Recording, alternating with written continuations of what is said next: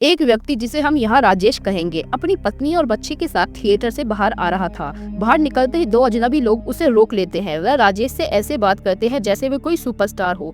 उसने उसे कुछ अजीबोगरीब सवाल भी पूछे, लेकिन राजेश को यह सब सामान्य लग रहा था। फिर परिवार घर लौट आता है। एक शांत रात में जब सभी सो रहे थे, राजेश को हल्की हल्की आवाजें सुनाई दी। उसके कमरे में जाकर देखा तो कुछ अजनबी लोग उसके घर में घुस आए थे और हर जगह तोड़फोड़ कर रहे थे। राजेश ने उन्हें रोकने की कोशिश की, लेकिन वह लोग उस पर हमला कर देते हैं। उन्होंने उसके हाथ को पकड़कर दो टुकड़ों में काट दिया, लेकिन हैरानी की बात ये थी कि उसके हाथ से खून नहीं बल्कि किसी मशीन जैसा तेल और गाढ़ा पदार्थ बह रहा था। तभी सच्चाई सामने आती है। राजेश असल में एक रोबोट था। उन अजनबियों ने उसकी पत्नी और बच्चे को भी बंधक बना लिया। अब कहानी और गहरी हो जाती है। असल में राजेश एक अंतर्राष्ट्रीय स्टेशन पर काम करने वाला वैज्ञानिक था। वह खुद वहां था और उसका यह रोबोटिक संस्करण धरती पर उसके परिवार के साथ समय बिताने के लिए बनाया था। अजनबियों को यह सब गलत लगा। उन्होंने इसे प्रकृति के नियमों के खिलाफ उसके परिवार को खत्म कर दिया। उन्होंने राजेश के रोबोट को भी नष्ट कर दिया। इस घटना ने अंतरिक्ष में मौजूद असली राजेश को पूरी तरह तोड़ दिया। वह उसका साथ ही अमन उसके